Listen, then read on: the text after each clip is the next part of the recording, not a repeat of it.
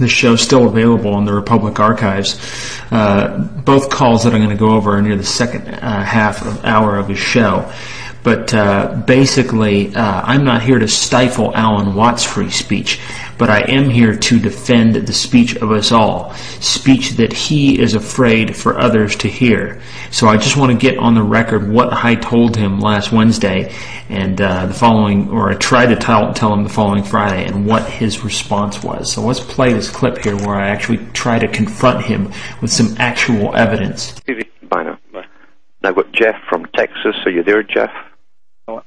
Hello? Hi, Alan. I have a comment and a question. Mm-hmm. I'm new to your material, and I've been trying to catch up by listening to your archive interviews.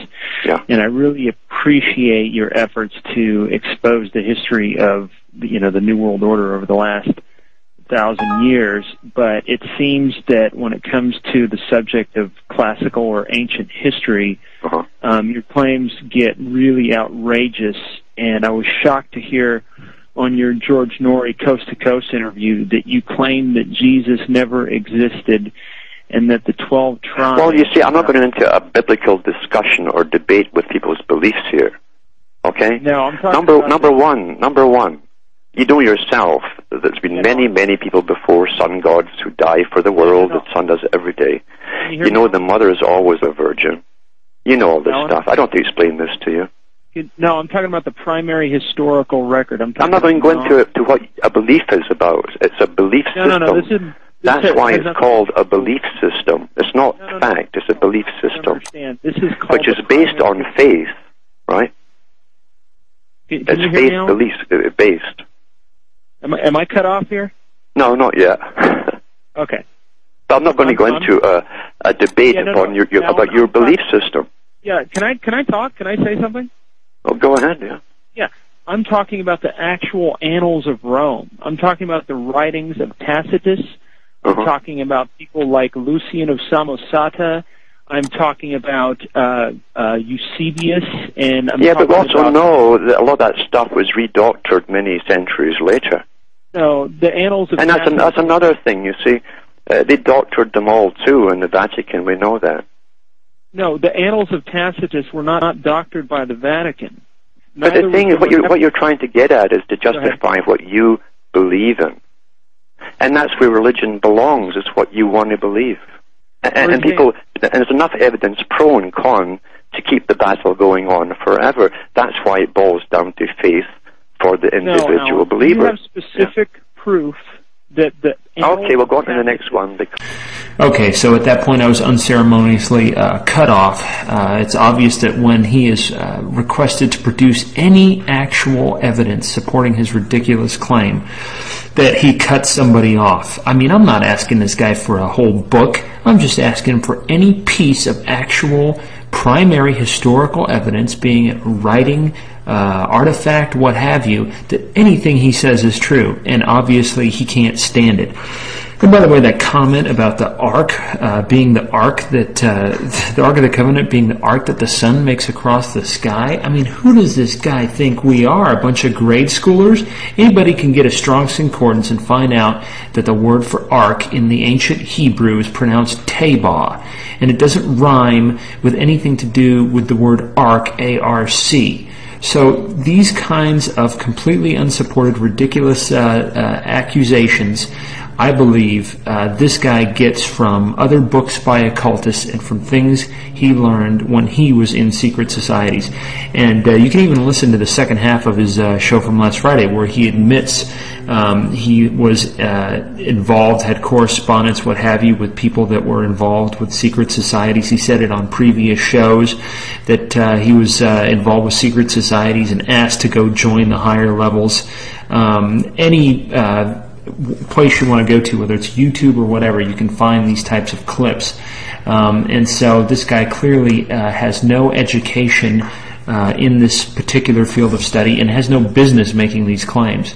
So I'm going to play the next clip when I tried to get him the next week and let you decide for yourself when he and the following caller were cut off merely for trying to get him to cough up any relevant evidence to his ridiculous claims. But I want to follow up. I called in Wednesday, and I'd like to just talk about what you alleged last Wednesday. It's not religion, is it? Well, no, it's about history. No, it's about religion. Yeah, no, but I'd like Okay, we'll take the next caller. Take the next question and not browbeat me. Let's take the next caller. I will not talk about your religion under any guise.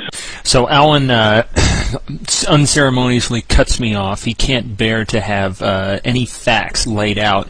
He accuses me of talking about religion, yet he spends the bulk of his programs telling me that my religion has been fabricated. Utter hypocrisy. But then this caller by the name of Lucas calls in, which I'll play briefly the intro, and then he goes in to ask him about his associations with other New Age gurus, so to speak, in the 9/11 Truth movement. I think he's talking about Tsarion, but there's no names actually given. But his second question, Lucas asks Alan why he cut me off and why he can't stand to have any actual facts stated. And once again, Alan cuts this next guy off unceremoniously as well. It's just so telling that this guy has no grasp of ancient or classical history, cannot defend his wild statements. It's clear that this guy's statements are based on belief and not fact, and yet he says he won't discuss belief. So I don't need to belabor the point, but here's Lucas's intro and then his second question where he gets cut off. So go on to Lucas from Seattle. Hello? Hello, Lucas. Hi, Alan. Nice to be on the show. It's nice you're here. I guess, let's see, what was I going to ask you about? Oh, yes, I would like to get your views on the importance of integrity and transparency when it comes to gurus and teachers in the 9/11 Truth movement. Yes, I would like to know why it is you can't seem to answer any questions when it comes to your stance on Jesus being a mythical figure. Because I could spend about 2 months giving you history lessons, including the exoteric, long before the Christian version. I could give you the esoteric and the esoteric, but I won't do it. Well, you don't seem to have any proof. I mean, that's what it comes down to, is you can't prove anything. Well, belief. That's why you don't want to talk about it. Belief and faith boils down. It's not about faith, it's about the historical record. Let me speak here. And that's what Jeff was talking about before you cut him off. Belief, no, that guy's been bugging me for a few weeks here with emails and everything. I know he's a persistent fellow. Well, look, I told him I don't need, and he should be quite happy with that, him to force me to go along with his belief. I don't think he's forcing you. He's just asking you where the proof is, and that's a he hasn't read botanists or any of the other authors, I'm sure, that go into all the pre-Christian sons of God and their virgin mothers. Yeah, but that's already been debunked by various people. J.P. Holding, tectonics.org. Oh, I know. He's debunked every one of these theories by Conrad and all these other theorists. Cut him off, will you? Okay, well, I believe that was Lucas Allen of newworldexposure.blogspot.com. Forgive me if I'm wrong. Thank you, Lucas, for your help. And thank you to J.P. Holding of Tectonics.org, and also to Beit Shalom Ministries, the two guys over there, Brother Elliot and Brother Raymond, that have been putting together documentaries exposing people just like Alan Watt, and these people coming out with DVDs like The God Who Wasn't There and Zeitgeist, showing that all of these claims are based on older claims by occultists and not actual history. All right, so getting back to Mr. Watt here, this guy, whether or not you're a Christian, I would assume that as leaders in this whole movement, that you are about getting the truth out, no matter where it leads, and that freedom of speech should not be infringed. I mean, if people call into a network and want to bring forth evidence in support of their claims and politely challenge the statements of hosts, then let them. I mean, heck, I thought this was America, not communist Russia. Now let's move on. My second claim here, how Alan fits the profile of a secret society infiltrator. Let me be clear that it is my personal opinion that Watt is an infiltrator, and I have no proof. Nonetheless, here are my evidences and reasons for this claim. British secret societies have, ever since the American Revolution, attempted to infiltrate, delude, demoralize, and control the citizens of the free states of America. They infiltrate under pretenses, whether false or not, with the attempt at subverting our beliefs, especially our individual faiths. Allen has admitted on air on more than one occasion of his involvement. His amount of involvement obviously is secret and unspecified. His involvement with secret societies. And that he was even offered an opportunity to move to higher levels in those secret societies, and also asked to, quote, push the alien agenda.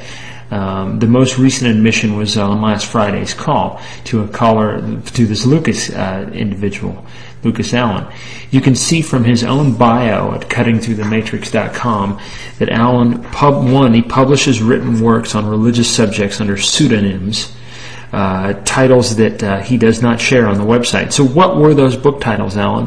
I want to know what your pseudonyms were. I want to know what those book titles were. And I want to go and find out what you claimed in those books. You're all about getting the message out, aren't you? Aren't you about the truth movement, man?